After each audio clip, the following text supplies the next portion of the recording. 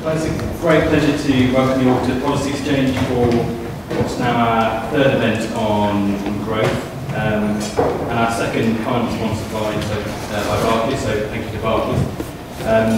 First of all, I'd like to say who I am. I'm Matt Oakley.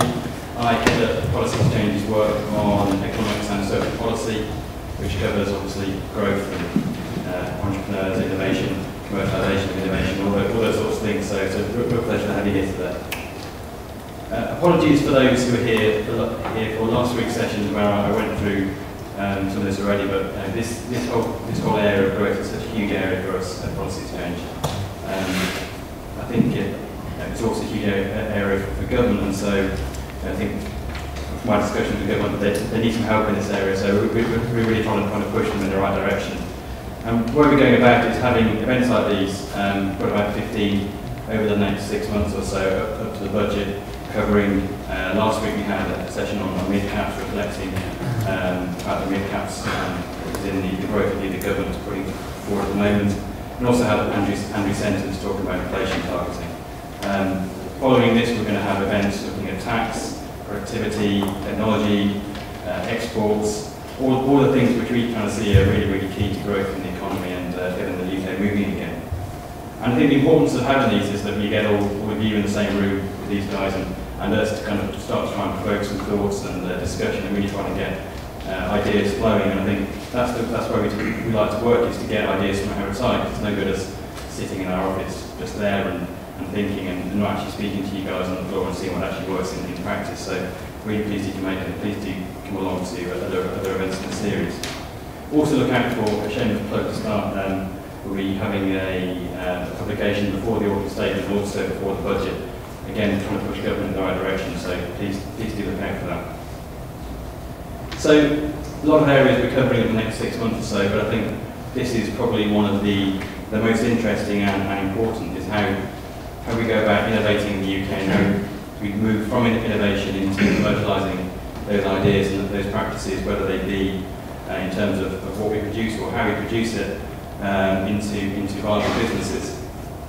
And I think I've been quite interested in reading things recently, kind of how there's a kind of a split in the debate at the moment. So I don't know whether people here have read a Charlie Cohen book, The Great Stagnation, which talks about innovation and how we reached an innovation plateau, and basically we're all doomed and the end of the Western world is nigh. On the other hand, we've got Biz, who last week published a report saying UK research is high quality and efficient, that we're fewer researchers, we're producing more output. But then going on to actually talk about some of the barriers, and talked a bit about mixed performance in knowledge transfer, and also, and I know potentially some of the panelists might disagree with this, but also anecdotally, I think the perception in the UK is that actually we're not particularly good at moving from the academic side and into commercialising those ideas into business practices and into businesses. And I think that's one of the areas I'd like to really focus on this evening. Also, I think some of the key questions I'd like to perhaps our panelists pick up on are things around how we maintain the strength we do have in research when faced with global competition, a bit about how we finance both innovation and business startups and how that might change from how we do it now, and of course what the government should be doing in the upcoming autumn statement and later in the budget. But having said that, we're here to listen to the experts. I'd like to hand over to the panellists. We're going to start off with 5 or 10 minutes each from each panellist, and then open up to you guys to kind of have your thoughts and discuss that amongst ourselves. So just to introduce you very briefly, on my immediate right and your immediate left is Ian Gray, who's Chief Executive Officer at the Technology Strategy Board. Wendy, on his right, Vice Chancellor and CEO of the University of Plymouth. George Freeman, Member of Parliament for Beard Norfolk and Life Sciences Advisor to the Government. And finally, Steve Cooper, MD of Barclays Business and Personal Banking Solutions. We've jigged around the lineup a little bit because I know that George has just rushed from Parliament, so we're going to start off with Ian. Okay, thank you, Matt. Well, good evening, ladies and gentlemen. I don't recognise too many faces in the audience. I'd be just interested as a straw poll, how many of you recognise the Technology Strategy Board? Wow. That's brilliant, I can sit down then. That's good, isn't it? You just look that, Steve. We're still a relatively new organisation, established in 2007, the UK Innovation Agency. Our role is quite explicitly the exploitation of technology-enabled innovation for UK business benefit. I guess just by way of starter, just to introduce myself, and what introduced me, what attracted me to the Technology Strategy Board. I'd spent 25 years in business. I was the managing director of Airbus in the UK, two of the largest manufacturing plants in the UK. We employed something in the order of 12,000 people. We had a big supply chain behind us. What attracted me was, I could see some terrific things going on in science research base. I'll be very honest with you, I was lobbying the government at the time for support into Airbus, and I had some conversations about how we did translate that science and research into economic benefit. And it was David Sainsbury that sort of identified this new model, the Technology Strategy Board. And I was really excited by the prospect. And I guess the thing that really attracted me was the notion of innovation in the context of turning ideas into cash. And I think that probably is the biggest single mindset from the Technology Strategy Board vis-a-vis innovation. It is, how do we turn ideas, innovation into economic benefit? How do we do that? We do that through a number of different means. We do it through encouraging collaboration between business, collaboration business to the research base, collaboration between business and the public sector. We do it through supporting small companies, SMEs. We do it through demonstrators, large-scale demonstration. Flagship initiative right at the moment is what's referred to as the Technology Innovation Centres, and I'll come to that in a little minute. We've been around since 2007. Our track record is good. I believe if you look at the achievements over the last 4 years, there's 2 or 3 things I would really highlight. One of them is slightly philosophical, and it is the move from what I would see as a technology push agenda to a challenge-led agenda. I'd say that's probably one of the biggest changes from an organisation perspective we've made. We have switched from being an organisation that was purely around large companies and now cover that complete breadth of startups, small companies, right through to right through the spectrum of businesses. And the other big change is I see ourselves as a convening power, bringing together a partnership and pulling together different partnerships from around the innovation landscape. So it's not just about what we do, it's about what we help and what we help others to achieve. If you look at some case study examples, small companies, there's numerous examples. I just cite one, Novacem. It's a carbon negative cement company. It was a spin out of Imperial College, right at the forefront of new technologies. If you look at cement, it's not necessarily something that you would immediately equate to high technology. But if you look at the world market for the use of cement, the potential, the market potential is huge. Novacem is raised a number of rounds of finance. It's won some major innovation awards across the globe now. Very much the sort of business that we're looking to support in its startup base. Look at companies like Intelligent Energy, hydrogen fuel cells. Again, a company which has potentially got a huge world market out there. How have we moved that company from being a small startup spin-out company, some industrial collaboration, to one that is now sort of £10 million turnover type business. And then you look at big businesses and the kind of things we're doing with Jaguar Land Rover, Rolls-Royce, GSK, particularly in health around things like stratified medicine. Some really, really good examples. If you'd indulge me for a minute just to talk about an event that we ran just some 2 weeks ago. It was Innovate 11. I don't know how many were any of you at Innovate 11, just out of interest. So, full show of hands at the beginning. We're down to 2 or 3 now.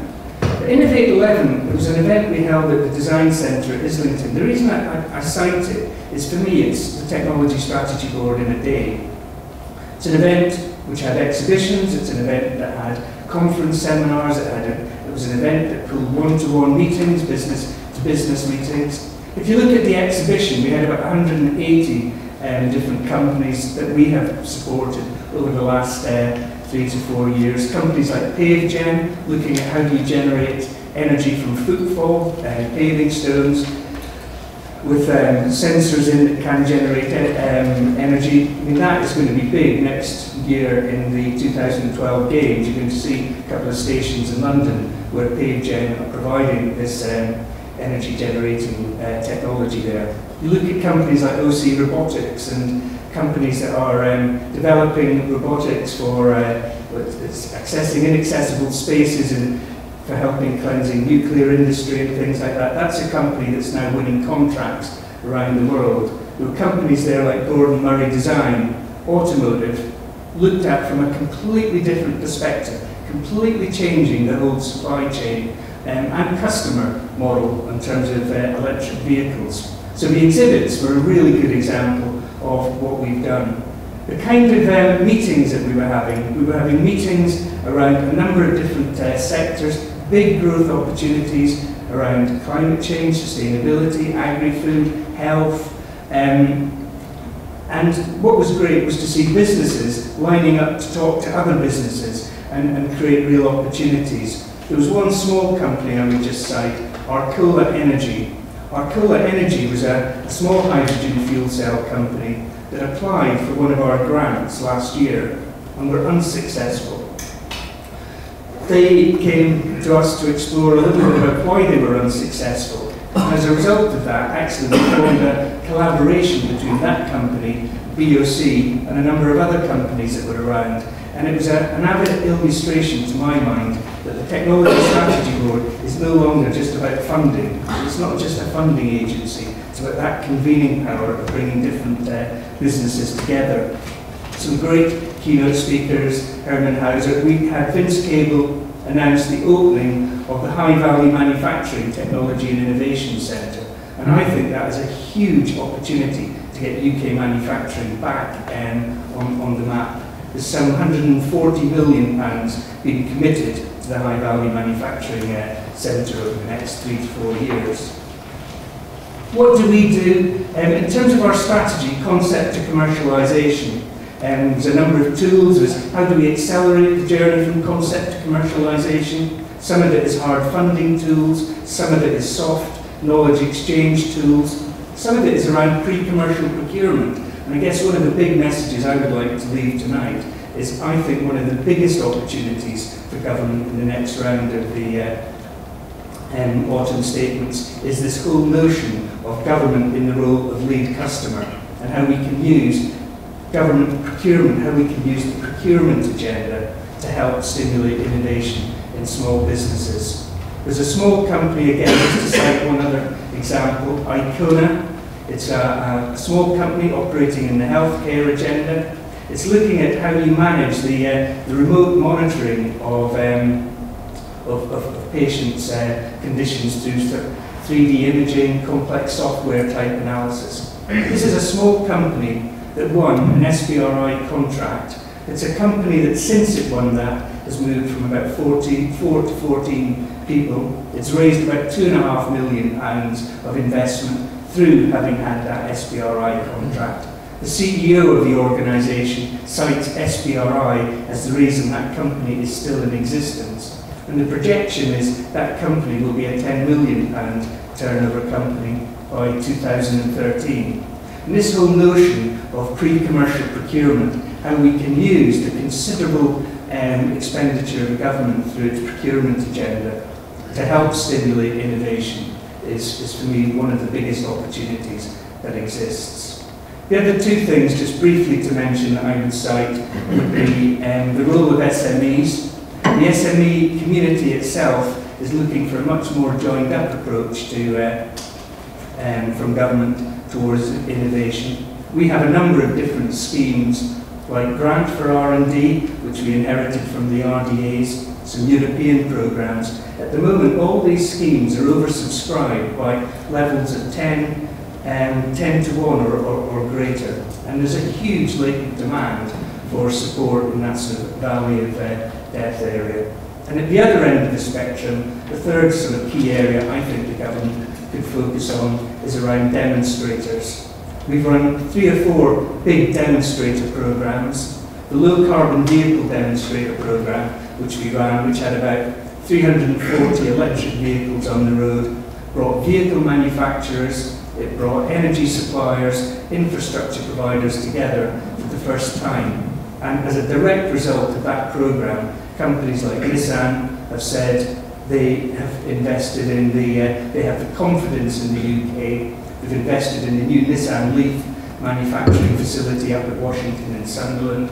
We're building a new battery management facility. We've seen this in big investments with companies like Jaguar and Land Rover. And for me, the role of demonstrators in creating confidence for business to invest in the UK is huge. So that's the technology strategy board in a nutshell. The 3 things that I think we should focus on are the role of government as a lead customer, an SME support package which is meaningful and substantial, and looking at how the role of demonstrators can provide confidence for UK business investment. Thank you.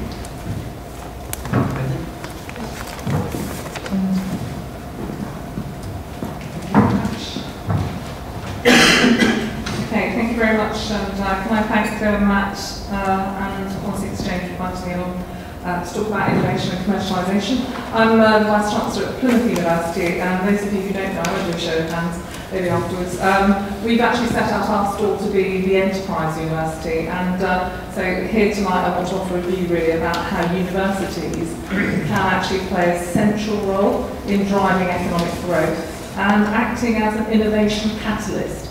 I've left a copy of my speech that I gave as a public address, Innovation Catalyst at the back, if you want to pick up something to take away, or as an academic to give a handout.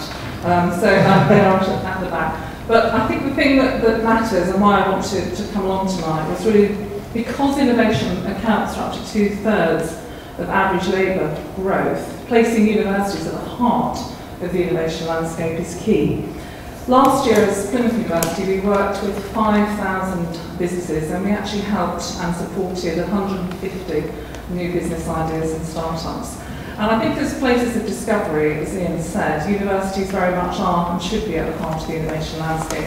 I think the power of universities as innovation catalysts is the way that we can actually be a connector, the connection between academia and ideas and research and also businesses.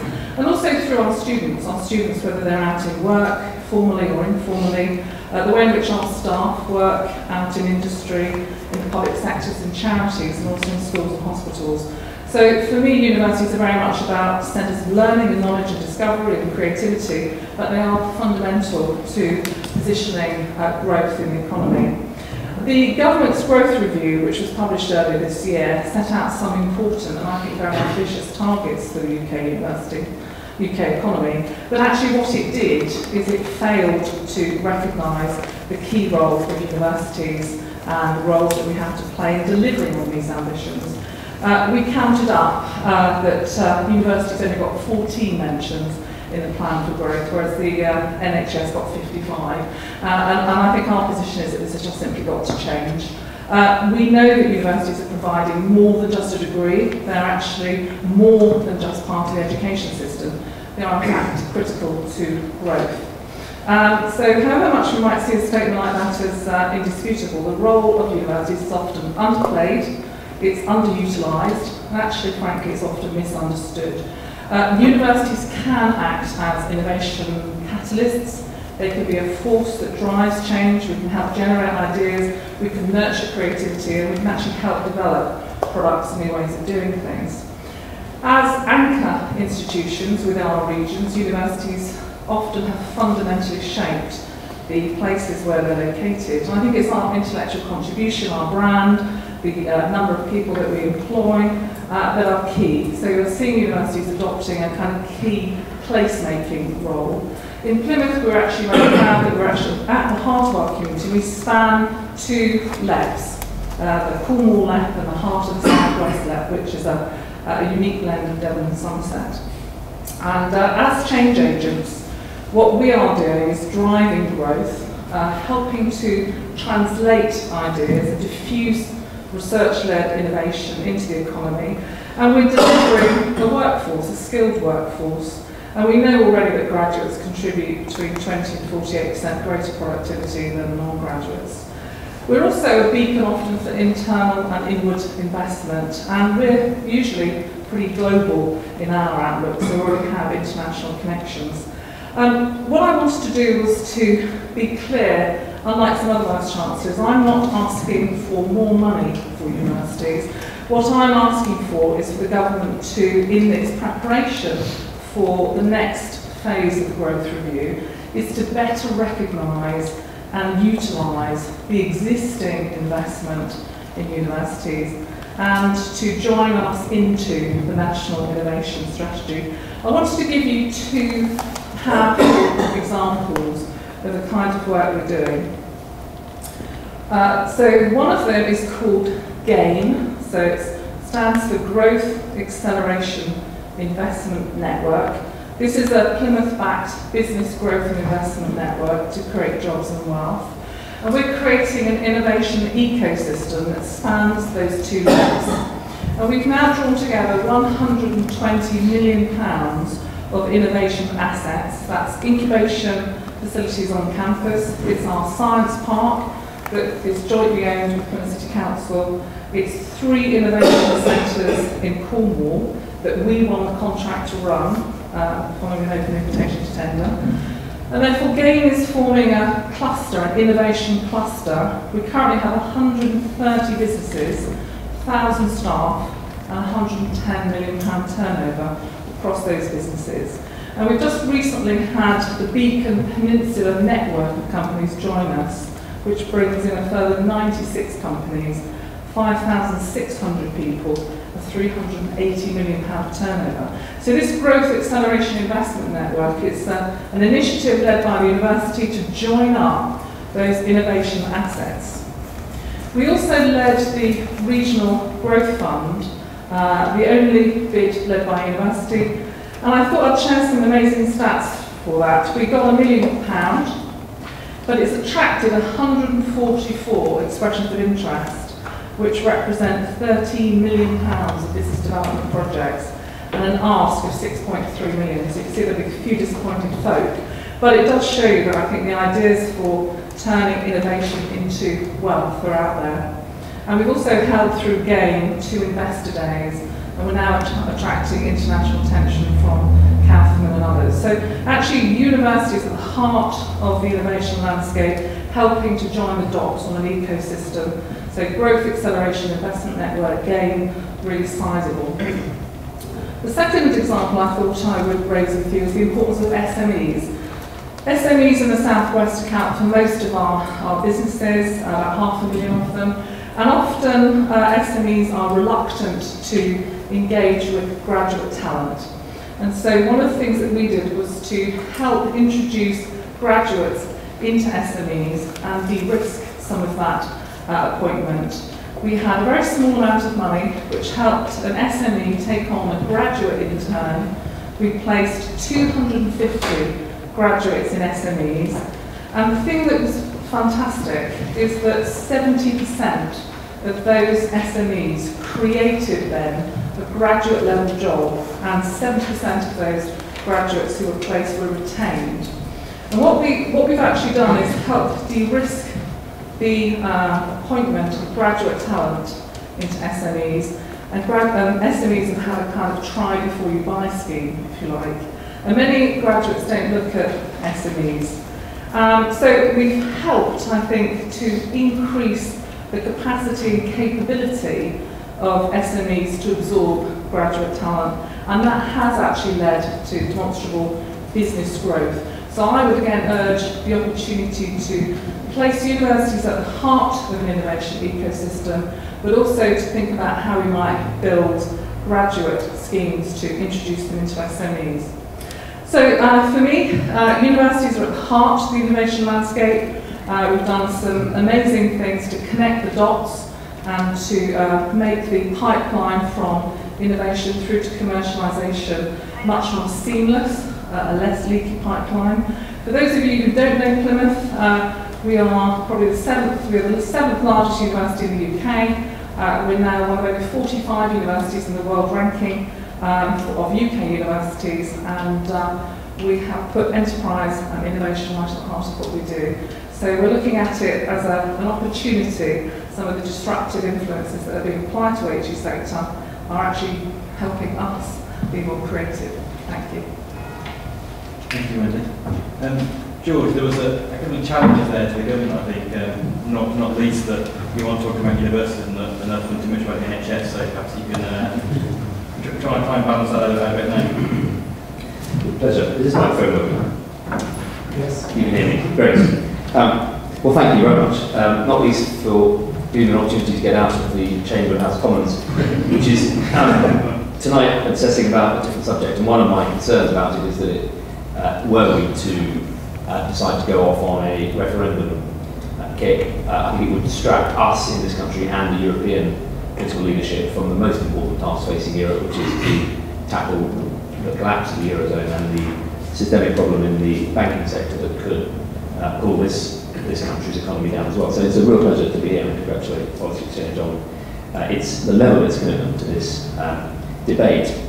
I should say I'm not speaking for the government. I do enjoy the title of Government Life Sciences Advisor, but that's me advising them, not speaking for them. So anything I say tonight is very much in a personal capacity.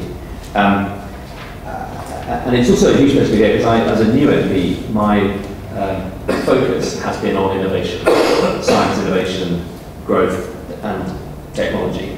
Partly because it's been my background, and partly because I think it offers a huge set of answers to a number of problems that we face, and you'll certainly hear me talking a lot about universities as well as the NHS.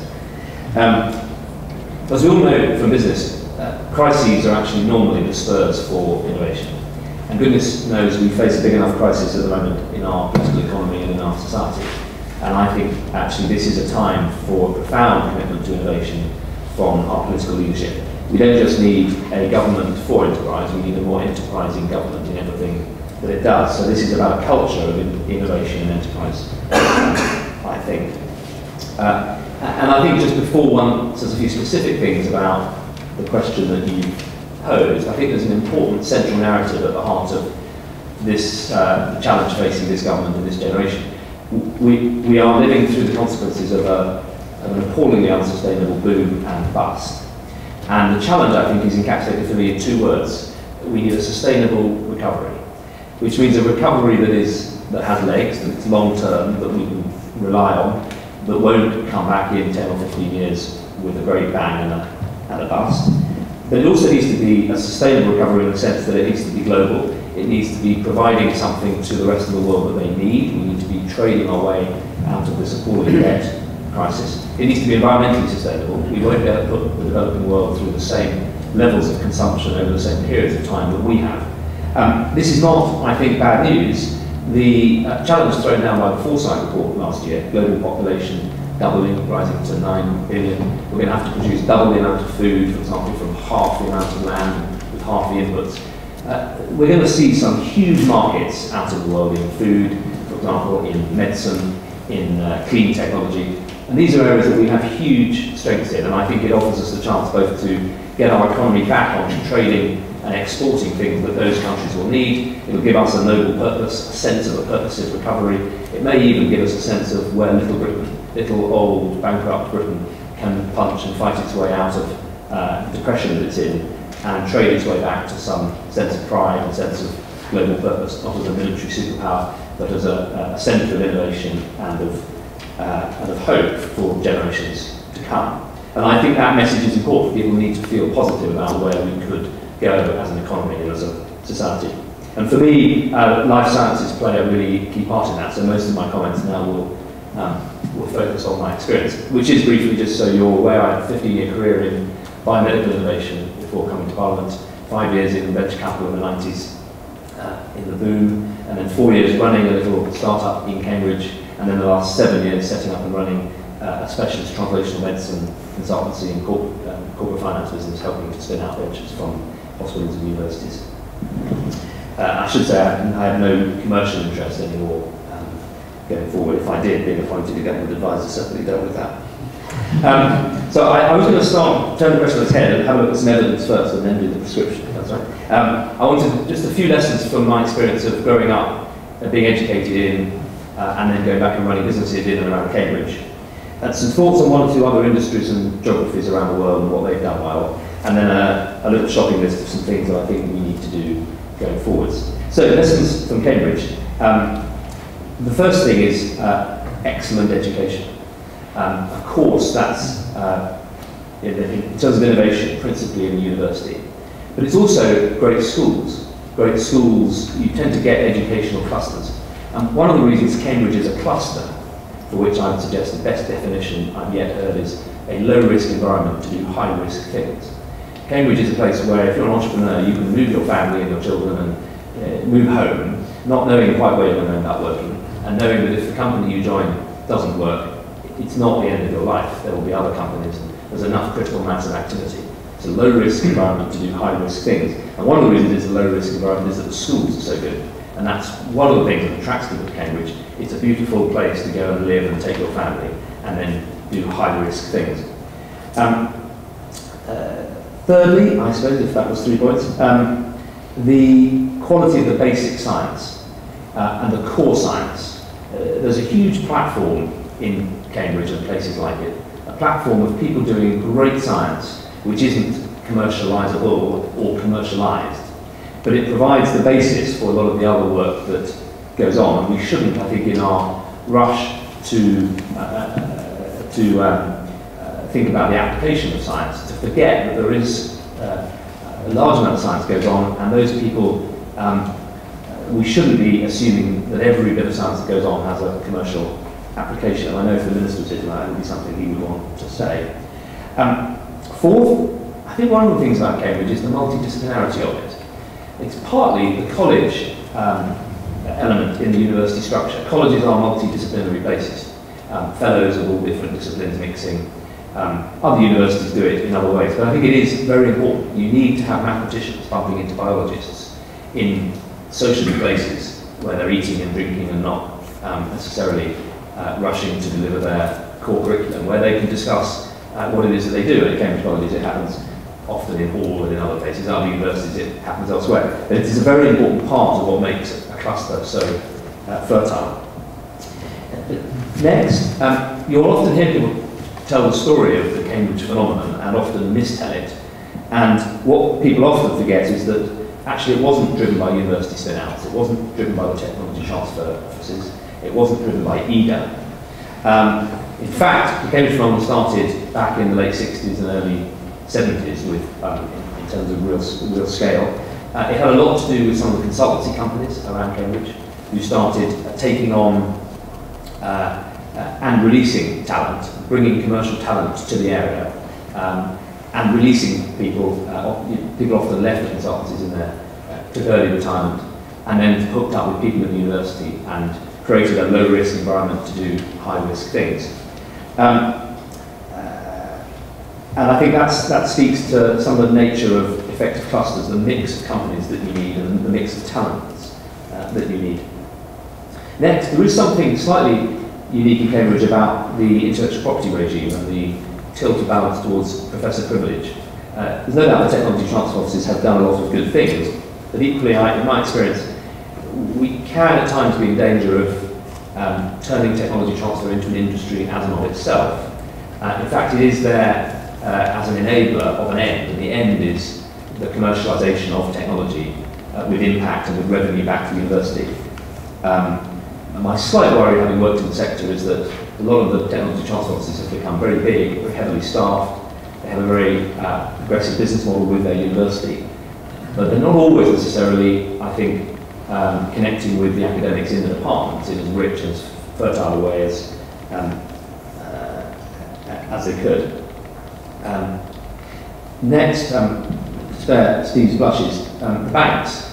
In fact, if you look back at the early Cambridge story, Barclays played a really important role in triggering a lot of that early activity. There was an unusual branch with an unusual manager in Bennett Street who pioneered a lot of that early work and broke a lot of the bank's rules and made a lot of things happen. In fact, latterly, in my experience, the banks have had very little to do with the technology industry. I don't think I can remember one deal that I did in 15 years where the banks took part. And I'd be interested to hear you talk about that, because I think there's something in there, the fact that Barclays was so involved in the early Cambridge companies and banks generally now much less so. And two last points. Cambridge has now reached the point where there's a first generation of entrepreneurs who are recycling their experience and their money back into a next generation of companies. That's a really magical point, because we're getting companies born that are much smarter, much quicker, started by people who've made a lot of their first mistakes, putting their own money in, putting their own experience in, and that was a key part of the American experience. And the last thing I wanted to highlight was the role of the train. People often forget the Cambridge University that I went to was still slightly disconnected. There was a sort of esoteric, misty town up in the edge of the fens. The railway line hadn't been electrified. The introduction of that non-stop London to Cambridge flyer, twice an hour, had a huge impact on Cambridge's interaction with London and with finance in London, the ease with which finance in London and Cambridge interacted, and we shouldn't underestimate that as a government. Also worth remembering some things that aren't working in Cambridge. The infrastructure and the planning of the cluster and its growth is becoming an issue. It now takes over an hour to get from Little Shelford to St John's School. Any of you know the geography, that's precisely 4.5 miles. It shouldn't take an hour to do that. The place is clogged. If any of you have ever been to Cambridge at 8 o'clock in the morning, it's completely clogged. And that is a real problem, because if you undermine that quality of life, it ceases to be a pleasant, low-risk place to do high-risk things. There's a lack of guerrilla companies, so-called the bigger global trading companies that can pull through technologies. We are growing some. I mean, ARM is one, there are one or two others, but there is a lack of them, and that's partly what drives the early sale. And the biotech sector in Cambridge has certainly suffered from the boom and bust in biotech, and I have spent a bit of time in the States. I think there is a difference. I think in America, the biotech sector grew up as entrepreneurs, typically sort of stereotypically, the American entrepreneur, jeans, pizza business, 2 mobile phones, selling a medical device into a local HMO, raises a bit of money and then sells it to another HMO. The money following the entrepreneur and the innovation. My sense, having worked in the sector, was that the UK 1990s biotech model really had its roots in a deregulated city, people looking across at the States and the biotech funds, which had grown up to back people who were selling real products in real hospitals, and thought, well, we could do that. And you saw the growth of these large funds in the 90s. And it felt to me like the funds were raised, and then people saying, now, what can we go and invest in? And when you have funds first, you tend to find people will pop up and say, if you've got money, I'll take some. And that was part of the unsustainability of our boom and bust in biotech. There were a lot of early promises made from people raising funds or trying to get money out of funds. And the truth is, the public markets here they've been oversold and under-delivered. So some thoughts on what hasn't worked. Two other lessons from other sectors. I recently chaired a round table with the motor industry on lessons from its history in the last 20 or 30 years. And it was fascinating. Here's an industry that back in the 70s was going through huge structural change, lamenting the collapse of a lot of the bigger companies and the bigger models. In many ways, similar things are going on in the pharmaceutical sector at the moment. And what became clear was that a focus back, a retrenchment back onto the things that Britain did really well, a strong core strategy, and I don't know if it was called the TSB, but there was an equivalent motor strategy group set up by the industry, a big commitment to skills and investing in key skills and key technologies. And actually, 30 years later, we've recreated in the motor industry through growing those centres of excellence. Not quite, perhaps, the fully integrated motor industry that we had before, but very close to it in Formula One and all sorts of parts of the motor industry. We are now globally very competitive. I think there's a lesson in there about going back to what you do well and then growing out from that. And I'd also just mention NASA in the US. If you look back at the history of technology innovation in the US, the government has had a massive role. I think part of the genius of Kennedy's space mission was not only that it united the country at a time when it needed uniting, but it laid the seeds for a 50-year dominance in technology that the Russians couldn't possibly match, and which the US economy has benefited from since. So, some thoughts to wrap up to make this the best place based on those lessons. Firstly, we need to invest in our core science and our core skills. That means youngsters leaving school numerate and strong in maths and strong in the basic sciences. Secondly, we need to change the culture so that we don't have this academic versus industry, arts versus science, them versus us, and a suspicion endemic in a lot of the education establishment against profit and money and business. And I would start as early as you can. I think the Academy programme offers all sorts of opportunities for getting businesses involved. And every constituency Friday I try and talk to a business and talk to a school and tell the school about the businesses in their area, because I suspect I'm probably the only person doing it, and trying to get that mix. We do need to change the culture.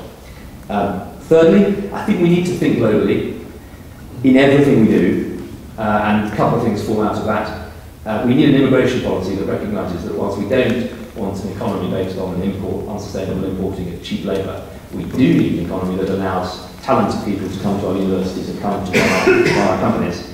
And I think we've focused in the past too much on sort of, dare I say it, British technology for British spin-outs. What we want is the Chinese and Indian and Brazilian and American entrepreneurs to come here to start their companies. We shouldn't worry too much if it's not British technology. We want them to come here because our science is great, our innovation is great, the City of London is great, and it's a great place to build a business. Four, I think rather than focus on the funding gap, I'm a bit of a funding gap skeptic. I think the funding gap, I've seen it used over the years to justify the particular grants of whoever happens to be talking about it at the time. I happen to think that capital is pretty liquid. The key is to try and remove the barriers to funding and to think about the skills gaps and incentives gaps to create the opportunities that capital can flow into. I think the bigger gap at the moment in the UK is in the mid-cap company sector, certainly in life sciences. We have big pharma and little biotech, and we're lighter on the mid-cap specialty pharma and the specialty mid-sized companies. Fifth, it's been touched on, is procurement. We have a massive state in this country, a massive government making masses of purchasing decisions. And I think with very small tweaks we can use that, the power of that to drive innovation, and innovation both within the adopting and procuring organisation and in our economy. And lastly, perhaps most importantly of all, governments love structures and strategies. We should never forget that they only work if they change the risk environment from people who actually are going to take the risks to drive the innovation economy. And I think we should be thinking about private and public. Private entrepreneurs are motivated by a mix of things, partly quality of life, partly education for their children, but also tax. Entrepreneurs do not like making money and giving back to government. And one of the lessons in the 80s is that if we reduce marginal rates of tax on entrepreneurs, they will come and generate far more for us in terms of revenues for the government. And I think also we need to think about public entrepreneurship. And I worry that at times we give the impression that everybody who works in the public sector must be a bureaucrat. And I think that's pretty demoralising, and I think it undermines the entrepreneurship potential of our public sector. We have fabulous bits of public sector, like, for instance, NICE, the National Institute of Clinical Excellence, which has now achieved a global leadership position. Why don't we let NICE go around the world and sell its expertise to other countries, generate revenue and feed it back into the NHS? Network Rail is prohibited from its statute to go out and advise on running railways. Now you may say, who would want to take advice from Network Rail? But I'd like them to be free to go and try. So my last point is about changing the culture and creating the incentives. And in the public sector, it is a cancer that if you deliver more for less, you get punished. And if you deliver less for more, you get rewarded. That's typically how public sector funding works. And somehow we've got to change that so that great public servants who deliver whatever bit of the service it is and save money, get more money next year to grow and do more of what they're doing. So they're my thoughts. Steve, there's a challenge there that perhaps breaking the rules in banks is a good plan. Perhaps you might want to respond to that. Yeah, I think the FSA might have to say about that. Okay. So, I won't talk too long, I think I'd rather hear from you, but the topic really was around how can we take innovation and commercialise that. And we've heard a lot about technology, and there's a lot of good stuff there, but it's not, technology isn't the only driver of innovation, it's a whole lot of other stuff. Manufacturing, techniques, products, services, and so forth. So I'll just say a few things around whether I believe that's a myth or reality, or whether the UK is good for that or not. Then I'll come back to George's point on financing. So there is a theory in the UK that the UK is bad for commercialisation of innovation. And I've heard that for some years since I've been back in the UK. But actually, the reality is very different. The UK is quite a good place, in my view, to set up and grow a new business or a new business idea. I'll give you a couple of reasons why I say that. So, actually, there was a recent Small Business Act fact sheet created by the EU, and that shows interesting that the UK outperforms the EU on almost every dimension. So, access to finance, regulation, international focus, to make but a few. But it's not just the EU report we should look at. There's also the World Bank report on the same sort of thing. That actually ranks the best places in the world to do business. And Singapore is top, because of a nice tax rate, I'm told, and a slightly nicer climate than in the UK. But interestingly, the UK ranks 4th. That's ahead of the USA, which is 5th, and it's ahead of every single member of the EU. So, interesting things to think about there. But if you look into those reports, which I do on a regular basis, there is one stark metric where we show a level of underperformance, and that is the sales of new-to-market or new-to-firm innovations. So this is about a firm in the UK, its sales being new to going to a new market or new to that firm as a percentage of their turnover. And we rank pretty much near the bottom on that. And that's interesting, because you look at all the ingredients, we seem to have all the ingredients, but why is the cake not the cookie? And I guess I've got a couple of reactions to that. So, first of all, I think, and George would use the word culture. In my view, I think it largely stems from culture. I'm going to give you 4 bits of data around that just to think about. So the one is, I think the UK is actually pretty resilient, but also cautious. If I look at the UK business stock, from Barclays' point of view, we'll probably help more people start up in business this year than last. And last year itself was a record year in the past decade. So we have no shortage of people starting up in business. If you look at the failure rate of business, and the media is very good at pointing out a large absolute number of increasing business failures, and that may be true. But if you look at it as a percentage of business stock, it's actually getting better and better and better every year. Banks are tasked with lending to businesses. From Barclays' point of view, we will lend more money this year than last. But what's interesting, if I look at our working capital book, so remember people have an overdraft with us from a business, that book has halved since 2006, which is pre the financial crisis or recession. Now believe me, that's not banks cutting limits. It actually goes counter to the Merlin agreements that banks have put in place. So we have to reload that number. The overdraft book is actually halved. At the same time, credit balances sitting on a business current account have gone up by a similar amount. What that's telling us is businesses are generating cash, they are profitable, and they are hoarding that cash. I have more cash sitting on overnight deposit from business customers than we've ever had before.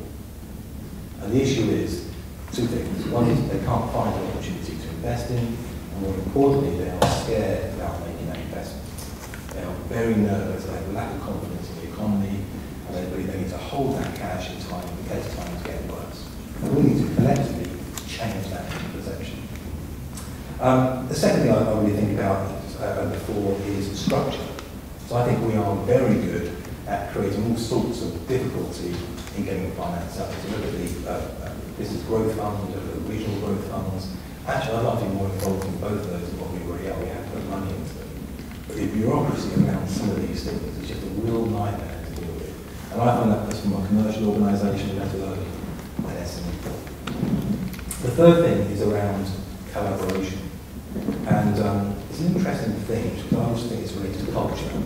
Entrepreneurs who use Twitter or Facebook are 3 times more likely to experience high growth than those who do not. And believe me, it's nothing to do with Twitter or Facebook. What it is, it's a cultural thing around that individual. They are reaching out to network with people, connecting, finding ideas, finding new suppliers, cheaper people, better quality, how to trade cross borders for the first time. It's that mindset and culture of getting out there and talking to people. And the British culture don't actually find that very comfortable to do. And I think the final thing is really around looking for new ways of doing things.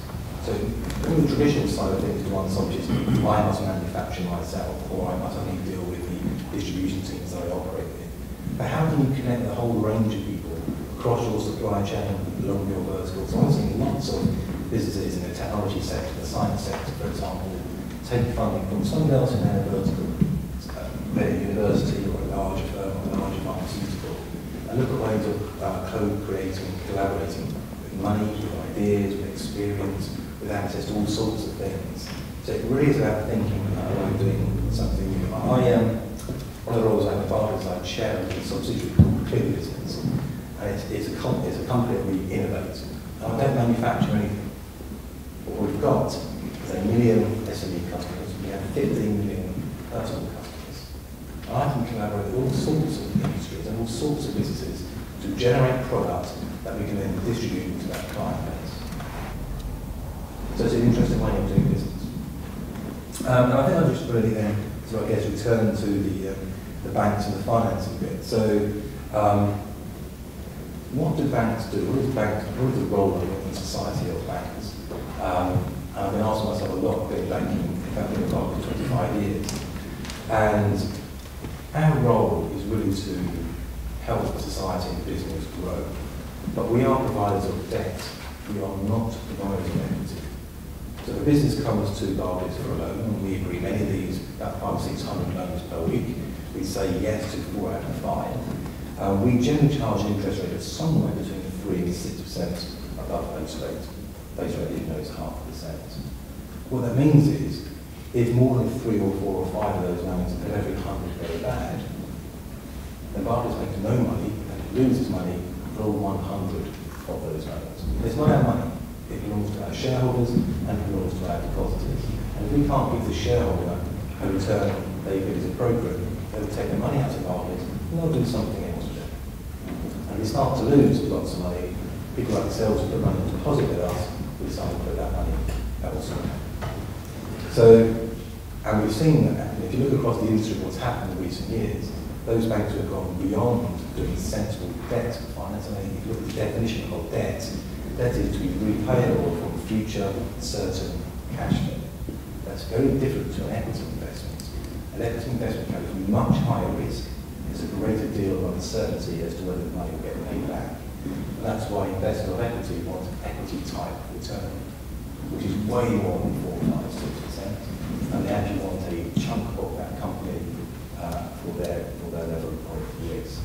And there are some banks that moved quite aggressively into that space, and we've seen what's happened to those, because most of us in this room own a chunk of those. But what do I see our role outside around the tech world? Well, Tech City, the government desires to create the Olympic Park post-2012 Olympics to be a tech city rivaling actually what is seen in Cambridge. And actually I have people on the ground there helping those businesses to start up. Do I lend to them? Yes, not much. Because actually what they require is equity finance. But what I see our role is to help them to start up, help them to grow, give them some advice, and importantly, connect them to people through the value chain. So we know plenty of equity investors, plenty of people who focus actually is the technology sector, and our job is to connect them, put them together. So I think that's probably enough for me, but I'll open up. Thank you.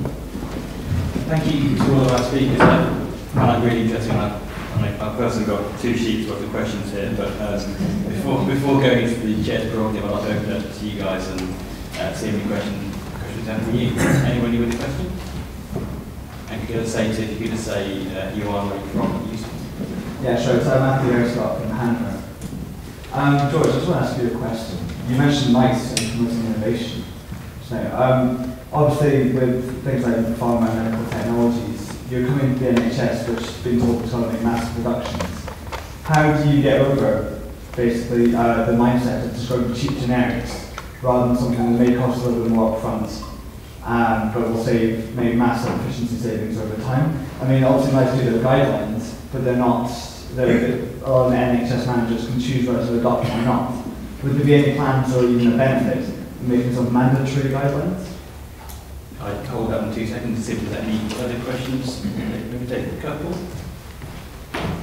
Okay, so innovation, etc. I guess a little bit there as well. So I'm having more thoughts on that. It's fairly specialist for everyone. The first point, I think, the collapse, the pharmaceutical patent cliff, where pharma gets hit by the collapse of its patent revenues, is a huge opportunity for the NHS, because of course suddenly we're going to be able to get drugs at generic price. There's an interesting question about what we do with that dividend, so how we want to reinvest that. There's a specific problem around, which I've tried to touch on. Within health economics, there are innovations that cost a little bit to adopt and then have a huge downstream tail. And the challenge is the challenge which government's facing across the board in a lot of the social enterprise and criminal justice. How do you price, how do you value an innovation that costs a little bit and produces a savings in someone else's budget? That's part of the problem in health, and there's a lot of work going on to see whether the new structure and the commissioning reforms and the localisation of commissioning may actually open up some opportunities for ring-fencing some of those decisions and making it easier to prove the benefit. And there are some other countries do this differently. Germany has an interesting model where once a new medical innovation has been proven safe, it's immediately available, and then the NICE equivalent come back later off the back of the usage data and then work out the health economics. So I think there's some interesting different ways of looking at how you can open up the market for innovation than what we're doing at the moment. So if something's been given a nice guideline, does that give it any more sort of success in being taken up by the NHS? It should. At the moment, the irony is people are coming here to get nice approval, often acknowledging that our domestic, the likelihood of take-up here in the NHS is very low, but that nice quality stamp counts around the world. Can I ask a question too? I was kind of quite interested in some of the thoughts you were saying around culture. And it's also a theme we picked up last week in the mid-caps argument about mid-caps potentially not wanting to grow and not having that kind of desire to grow as you might see in other countries.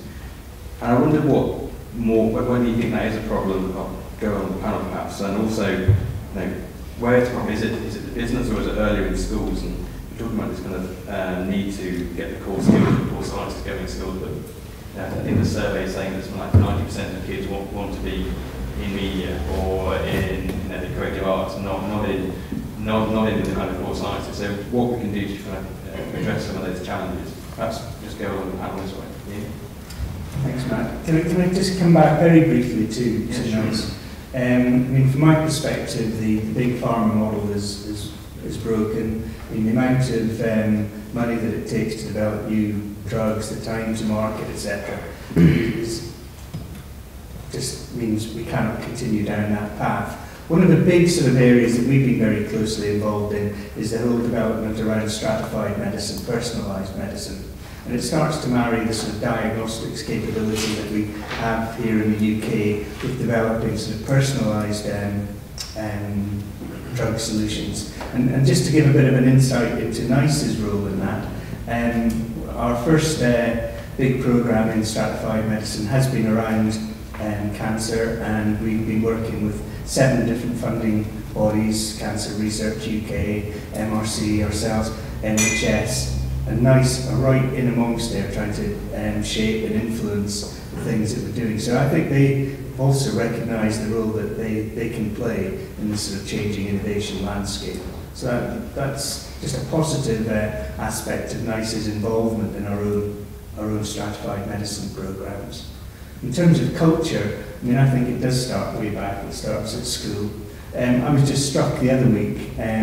London was the host to the World Skill Olympics. It was down at Excel. It was a I went down, it was an exhibition on a mammoth scale with countries around the world competing in disciplines that ranged from the ones we would probably associate, beauty, hair treatment or whatever, but right through to CNC milling and manufacturing capabilities, and to try and get the UK to, the culture to take part in sort of events like that where young kids and people in schools are being acknowledged, and the UK actually won 5 gold awards in the World Skill Olympics around things like that. Where did you read about that in the papers and things like that? You didn't. And I just think there's a cultural issue about entrepreneurship. There's also just a cultural issue about promoting success, talking positively about things, and I mean, it does start right back in schools, in my opinion. Yeah, and I think there is an issue around the culture, and I think it does need to be grown. I mean, in our own institution, we're kind of putting the kind of risk-taking right at the heart of, but we're also reaching out into schools. So we've got a marine academy, building on an academy model. Children are curious about science, they want to do hands-on science. I think reaching out and having businesses in university supporting them.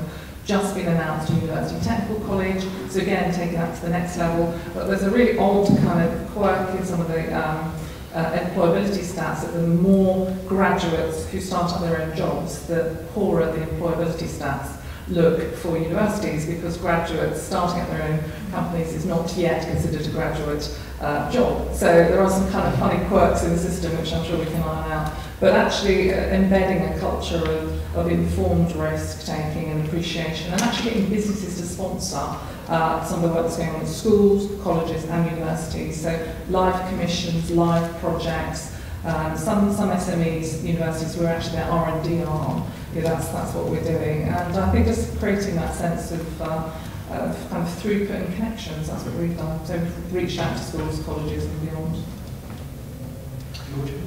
Yeah, I agree with both the comments. A couple of thoughts. I think young children, if we're interested in changing the culture around science and the importance of science and innovation, I think young children are really where we should start. I defy you to find a young child who's not interested, just intrinsically, distinctively interested in how the world works and how science works. And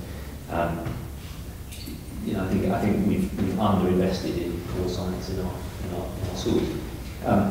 Second thought, I just think as a society, it's incumbent on all of us to keep celebrating great entrepreneurship and innovation and science. I think the mood is changing. If you look at the television schedules, I think there's an interest, a growing interest in whether it's food science and Heston Blumenthal's approach to cooking, or whether it's climate change, or whether it's I think there is a televisual element of science which is important. Lastly, I think government and politicians, Parliament, has a role. Parliament is woefully light on elected representatives with any experience of science. I'm not a county scientist, but I've worked in the appliance of science. And I think it's one of the things we can do. I'm going to be launching an innovation blog and trying to highlight great innovation and stuff that I've come across in my travels, and just trying to raise the profile of innovation in Parliament. Yeah, a couple of points. I'll just reiterate that innovation is not restricted to technology or science, it can all sorts of walks of life. I agree with schools, I'm right to entrepreneurship, but some schools I've been in through this, there's a general lack of exploration. We should look at how we can create aspiration. And aspiration doesn't necessarily have to be bulky, it could be all sorts of things. But I actually wonder whether we might be coming to an inflection point. So if you look at the startup community in the UK, there's a real shift of the total people that started in business. So historically, people who've been in employment for 10, 15 years were either lost their job or caught, they usually decided to give up salaried employment to start their own business. That's largely stopped. People aren't giving up salary employment, so much people on the economic side too. But people are starting business because they've had necessity, they've lost a job, can't get another one, or actually deciding to change their lifestyle and run their own business. And also people are starting a business much younger, so larger university. That's going to be a good thing. More women are starting business than ever before, and interesting more ethnic minorities are starting a business as a way of integrating themselves into UK society. What that means is that the support that we need to give those startups is very different to the traditional support a startup has received. And I also think things like Dragon's Den, The Apprentice, all those sort of things are starting to have an impact on the younger generation of culture. There might take a generation to come through, but I do think we'll start to see inflection. There's a couple of questions, one up front and then one behind. Thanks. Imran Khan, Campaign for Science and Engineering. I know it's already a cliche to talk about China, but I was going to ask a question about growth markets. I suppose the background is also what's happening in Eurozone, so growth rates are in our main market. So I've got an anecdote. It is an anecdote rather than, I think it's an interesting one. One of my organisation's member organisations is Oxford Instruments. You might know as a quite successful high-tech company from the Oxford area, and they make things through superconducting, nanotechnology, all things from the future, and products first. And they're finding that they're having huge growth in China, and that's partly because the Chinese government's got this emphasis on bringing back Chinese nationals, Chinese-born people who've done research in the West, primarily in Europe and the US, have been paid huge sums of money to come back to China, set up research labs there. And of course, what they're finding is that those scientists say, well, actually, I want the equipment back in the West. And all of that's made by Oxford Instruments, which means that Hawaii's sales from China jumped 70% in 1 year last year, which is huge. And so my question is, I'm not sure if technologists and scientists and innovators in the UK are really tuned in to the needs of the developing BRIC countries and the rest of the developing world. And firstly, do you agree? Secondly, what kind of things can we do to change that? I suspect the answer might be some, extension of what UKTI is doing, the technology network, which is part of it is an industrial intervention. But as someone who is a science by training and passionate about science, I'm going to look with envy at the epic industrial intervention that Steve mentioned that happened with the banks. And I just wonder if we can't just replicate that on a small level, rather than propping up the status quo, actually looking towards the future and saying, well, how can we reorient our science and engineering economy towards the rest of the world? There's one. Yeah, Richard Brooke, Ayrton. We've heard a lot about science, and I think the UK rightly has very good science. But can I ask a question about in 3 other areas and whether we've got the commensurate skill sets to translate the science into wealth creation? One of which is engineering, which I think I only just heard mentioned this evening. So how well equipped are we with engineers, because you need engineers to convert science into product?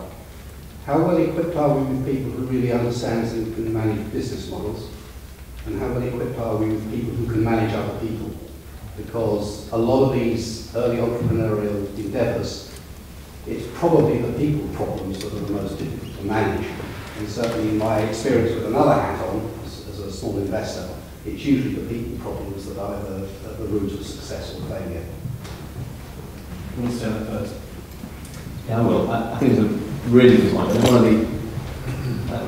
One of the odd things about this depression, recession, economic crisis is there is actually a ton of wealth in this country. I've heard it from the bank manager. There's a lot of wealth, it's just not being invested at the moment. There's a lot of talent tied up in our over 50s. There's a lot of people who are retired in this country who've got huge assets to recycle. And I think we should just think about the incentives, the personal incentives, to help people do high-risk things in a low-risk way. And I think we can encourage, you can be somebody who's worked in industry and perhaps not been stellar, and perhaps not run the company, and perhaps not even been on the board.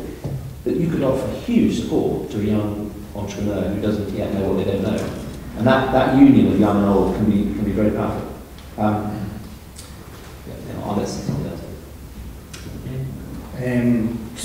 Two questions. The Oxford Instruments example is a really good example. I know Oxford Instruments pretty well. On the positive side, Oxford Instruments is achieving success in marketing its equipment. There's 2 aspects I think come out of what was said in round 1.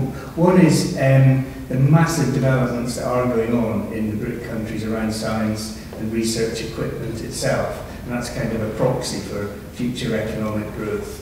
And it's great at the moment that companies like Oxford Instruments are benefiting from that. But do we realise and recognise just how much money is being invested in science and research there? The other thing, which probably is a slightly different issue, particularly in the electronics sector, it is a fact I think that the UK lacks in that sort of vertical integration through the supply chain. Some of the big companies that pull things through. So companies, there's a step in that supply chain. I was at a company the other week, Edwards, who provide all the industrial vacuums for all of the thin film laying machines in plastic electronics and stuff out in Japan. Another very similar to Oxford Instruments. It's their capability and technology that's being used the world over. There's no UK indigenous market, and there's no proxy for them to help develop that vertical integration skill. And I think somehow we've got to find a way of getting that. It is a global engagement, but that proxy for developing the capabilities right through the supply chain. So we're not just developing niche capabilities at one particular point in the supply chain. I can only echo on Richard's point, the point about engineers. I am an engineer, and I mean, I think there are some really good engineers in this country, and I think there's a lot of myths around engineers going in to do non-engineering jobs. Actually, I think that's a really good thing from an engineering point of view. If you look at the uptake of university engineering courses this year, there's a lot of really good people going into universities and coming out. Do we give them sufficient recognition? I suspect not, that the Royal Academy will be doing its bit to reinforce that. Can I just take a couple more questions then, ask you to respond to them all? From that. Yes, I was interested in the panel's comment about the opportunities arising from, by the way, my name is John Murray, James and Partners, the opportunities arising from government procurement on one hand, but also the observation that the UK performed generally quite well, but not in the area of new to market products.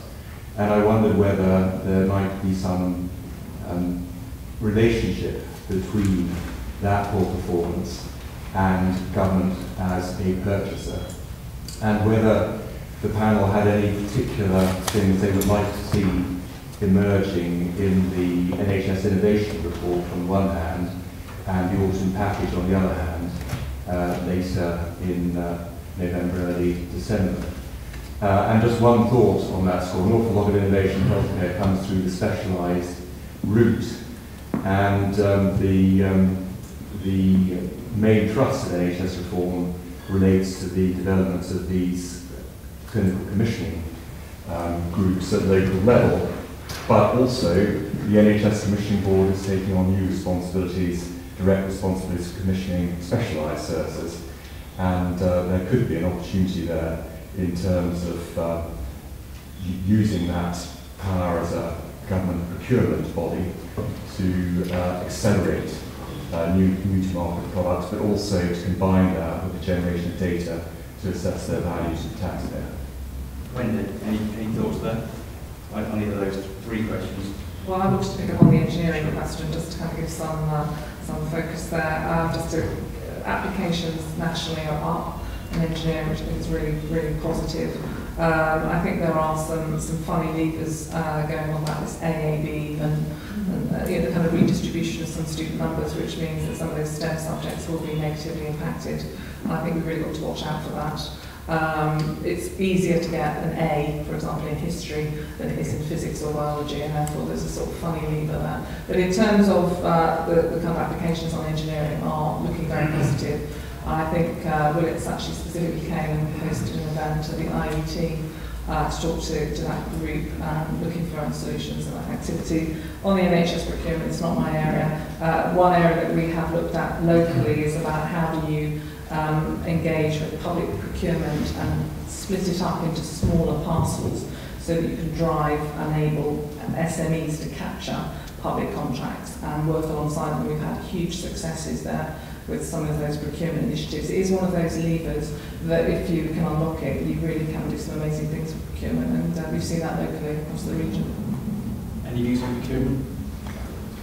I've got little knowledge of the NHS apart from handling the hospital briefly recently, but I've got a comment there. I agree with Wendy that government, and I speak to the ministers who look at this, are absolutely committed to opening up procurement to the SME sector. And it's not enough, it's not there by any stretch as much as it should be, but I see real effort to do that. And to usually just challenge some of the things around there. So even on some of the contracts I've seen been issued, there's a turnover level. I just think that's an oversight by who's got it in place. So if you see that on websites and so forth, you should just challenge it.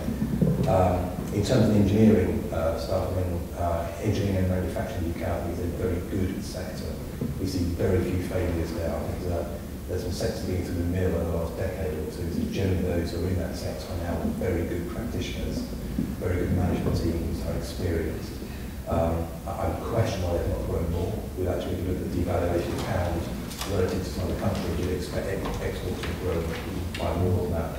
And the final point, I think, made a really good point, which is actually around the skill set. Most of the businesses I've seen have grown from being small to larger businesses, and you look at the appetite and the aspiration of the business owner. But they have taken on board feedback, mentoring, views from the people around how to manage people, how to look at specific issues like treasury arrangements or whatever else. Those who fail, as much as they choose not to listen to others. Now, how we overcome that is a very different matter. Actually, most organisations aren't very good at that either. Whether it's specific skills or access to training, entrepreneurs coming together and sort of helping give each other advice and support. There's a whole myriad of things you can look at there. We're not good at it enough at the moment, for sure. Yeah, really just to reinforce, I think there's huge opportunities around the NHS innovation. I think to see the health and the expenditure, UK expenditure on health as a key engine of economic growth is massively important. And I think procurement is a vital part of that. I tended to use a slightly different terminology, which was, I talked about the role of government as a lead customer. And the reason I did that is I think procurement is a point in a process. And quite often people who are trained procurement officials or whatever have a very specific remit, which is about cost.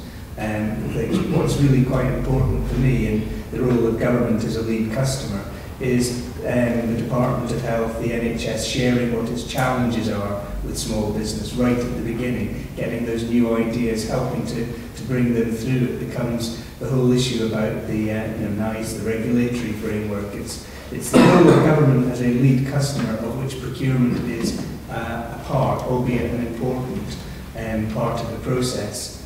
People have talked about procurement for a long time, and I think it is a key to unlocking a lot of things. It isn't the key to unlocking it just on its own. It has to be seen in a broader context, in my view. I think we've got time for one more question. I'm Bob from Circle. I just wonder whether each of the panel members might highlight the one thing that could be done which would effect step change in activity successful in relation to commercialisation. You stole my question. You're welcome. Is there another question for? Matt Tinsley here at Policy Exchange. Slightly connected to the last question. We're seeing a lot right now in terms of policy with enterprise zones and things like that. Kind of what effect those are going to have. We've obviously been talking more about kind of education and that kind of thing. I was interested in what the current policy, the perception of the current policy is, and I guess that leads on to what should be done as a kind of one big thing. I think those are two very good closing questions. I'd just like to add that Mark Prisk at our event last week said that the 9 words which strike fear more than anything in anyone's heart is, hello, I'm from the government, I'm here to help you. So perhaps that in mind, we could take a route this way for closing comments on views on current government policy and the one thing we'd like to see in the growth view / autumn statement or budget. Yeah, I'm not sure we'll comment too much on government policy. I know Mark Prisk well actually, but I think if you look at most entrepreneurs and also from that angle, the number one thing on their list of issues is government or EU bureaucracy, red tape. So whatever survey you look at, and we always talk about access to finance, so actually most said that's about 8 or 9. The top 2 are red tape and access to new markets. And there's a lot more still to be done on that. So if you look at the business community, they have seen no impact of the one bit of red tape in and one bit of red tape out. So There's a lot more to be done there, so that might be good to review. In terms of moving more innovation to commercialisation, I think it's stimulus. I think it's stimulus of aspiration. I think it's stimulus around culture. I think it's stimulus around skill set to do that. There's two types of entrepreneur who don't want to grow. Some of them simply just running a nice lifestyle for themselves and their family. Although interestingly, once the next generation takes over, usually 90% of that wealth is gone by the third generation. But it is about, the other element is around there's a fear of, and it is to grow beyond my control. And how can we give them that knowledge, that confidence to go beyond? George, in a minute. Well, I'm going to concentrate on the area that I know best, which is healthcare and the NHS and life sciences. There is absolutely no doubt that the lethargic rate of innovation adoption by our NHS is a major reason why we don't grow the guerrilla companies. We get innovative companies. One of the other reasons is that our engineering base, actually, a lot of the point at which a company goes to Germany or goes abroad is when you start to make the widgets. And so there is a problem. The motor trade identified engineering skills as one of the core skills to invest in. But the answer to your question is to try and change the culture in the public sector and get away from this fundamental obstacle of, at the moment, there are disincentives to taking a risk and to making investment in an innovation that will deliver savings downstream. And we somehow need to change the public service economic ethos so that we encourage that instead of discourage it. Just leaves us 30 seconds each. Okay, well, I sort of see us join the dots on the innovation pipeline. I think every time you have a clunky transition from one stage to another, we lose talent, we lose ideas, we lose wealth. And I think joining up the dots, so I think that plotting an innovation ecosystem, making sure it connects, and putting universities at the heart of that. For me, it's about placing innovation at the heart of the growth agenda. It's about ambition and scale. It's about picking the races that we want to be in. If I had to choose one thing above all others, it would be the role of government as a lead customer. I think there's huge levers that can be played in the innovation agenda there. Thanks. I found that really interesting, so I'm not going to try and summarise everything that everyone said because I think there's too much there. But we will be taking it all away and digesting for the various things. I think things that really came back to my mind was the procurement, sort of a mentoring scheme to make sure that people are just that culture changing, early intervention, schools, and skills across the board, not just in science and technology, social management, and things like that as well. Very quick plug that on Wednesday we've got Vince Cable talking on rebalancing the economy at lunchtime. You get in touch if you want to come along. And then on Thursday we've got an emergency plate in the euro crisis. So that should be pretty interesting. So sign up, speak to us if you aren't getting invites. Just leave me to thank George, Ian, Wendy and Steve, and all of you for coming, and of course our artists are sponsoring. Thank you very much.